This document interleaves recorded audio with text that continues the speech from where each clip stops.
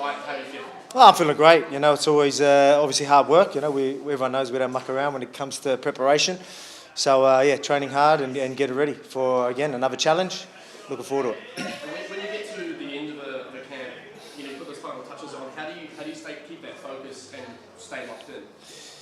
I mean, just the task at hand. Like I always look forward. Again, I always prepare properly, no matter how I think the fight would go, no matter how well prepared I am, no matter how, like, you know, whatever level I think I am and whatever level I think my opponent is, I always give them the benefit of the doubt. I always expect them to turn up, so I need to be the best version of myself. So I make sure I turn up, and that just keeps me motivated and keeps me disciplined. And I've just got a standard, you know, that's my standard. I don't muck around. You know, I don't need title fights or anything like that to actually make myself work hard. You know, this would be the biggest fight of Yair's life.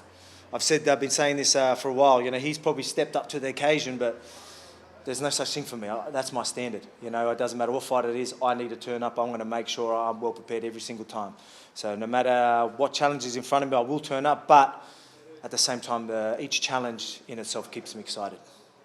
You said with Islam, it took you a couple of rounds to sort of, you were scared, well, not scared, you were cautious of his power.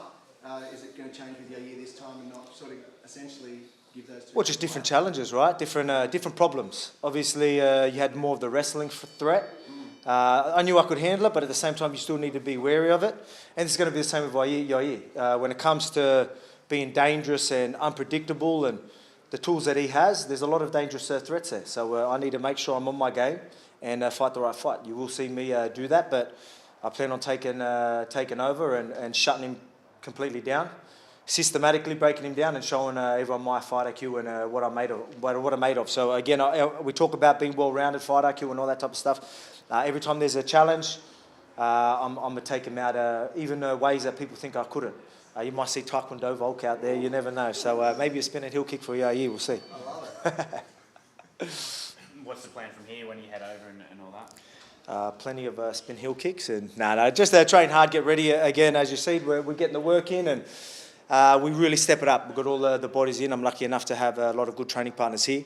So yeah, we're really making sure that we peak at the right time. We do that every camp and it works well. We just slowly build up. You know, my standard all year round is pretty good. I would say I'm fight fit all year round, but I'm at my peak anywhere from 1 to 2 weeks out, and I just make sure I'm there at the right time, and you'll see me turn up every time it is fight night. Well, just against Islam, obviously, I know you said previously we want 3 to 5 rounds. How much that decision plays into the motivation for this fight camp and what you want to get done in your next shot? Man, look, I'll move on. The one thing about me is, yeah, I'm competitive. So every time I get in there, and you know, even if I get hit, I don't like getting hit. You know, I don't even like getting touched or anything like, because I'm that competitive. But obviously losing, not getting my hand raised, that stung me a little bit. But we move on, we move forward. That'll just add to my story because I know, you know, again, I've got a challenge in Yair in front of me. I don't think it's disrespectful to look forward and say, I will get that rematch. I know I'm preparing for Yair, so I am planning on getting through him and eventually getting that, and that just makes for a bigger rematch anyway. But that doesn't play into preparation here. For me, it's, again, I've got a standard. I need a problem solved. There's a problem in front of me. I'm going to solve it. I'm going to do what I need to do, and I'll turn up every single time. I know you don't look too far ahead. Is that the long-term goal of rematch? 100%. Yeah, like I said, I'm fine to look forward because I know I'm preparing anyway. So I'm definitely expecting to get my hand raised and showing, again, my level of IQ and my skill. And then I get to showcase it again when that rematch happens and get that lightweight title.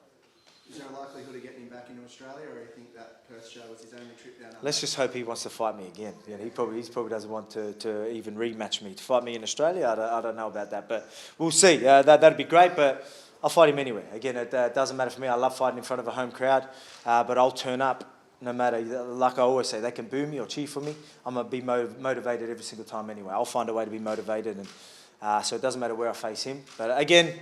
And I guess enough of Islam. I've got Yair in front of me. Again, he's a big problem. He's got a lot of tools that I need to look out for. So we'll talk about Yair. In terms of Yair, what are some of those tools that you're looking out for in terms of the change in mentality from your last fight? Say it again, sorry? What tools you said talking about Yair's got? Like, what's the difference change from your last fight? fight? Man, well, when it comes to actual striking and that, again, do I feel like I'm better than him everywhere? Yeah, I think I am. Like when it comes to skill and fight IQ and all that, but him being so unpredictable, there's so many tools he has, and when I say unpredictable, you don't know what's coming from where. And when you find guys like that, you need to be on your game. You know what I mean? You need to make sure you're putting him out of position and making sure you're in the right position.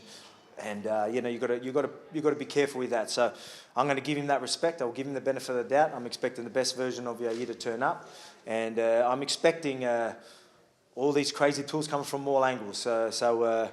Yeah, the Kung Fu Volk's ready for it. I can't wait. I'm looking forward to it. So again, it's exciting. That's what I'm looking forward to. I've got guys like Calvert and Rune, Blood Diamond in here, guys that are very unpredictable, good at using all tools, and you know, yeah, like I said, Calvert and Rune's an 11-time world champion, a Taekwondo expert who can fight at many rages. He's much bigger than me, and you know, we talk about problem solving. I've got to problem solve that every freaking day in the gym. So. I'm comfortable being uncomfortable in them situations because I know that'll help me fix that problem come fight time. Izzy as well? Did you do a bit of training with Izzy? Yeah, I did a bit of training with Izzy as well. Went to Puerto Rico and lucky enough to obviously move with him. So I've moved around with some of the best fighters in the world and guys that are much heavier than me as well. So again, that's what I like to do. That's like how I like to prepare. If you look at a lot of my training partners, they're going to be bigger and going to have a lot of different problems for me to solve even in the gym.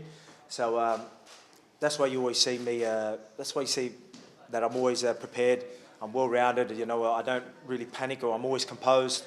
It's because you know, people talk about it. You hear people, you know, they love sharing quotes and talk about sharing things about, you know, being comfortable and being uncomfortable. And everyone likes to say it. Not many people like to actually do it. I do it day in, day out, every time in the gym. So that's why you see me always ready and always doing what I need to do in there.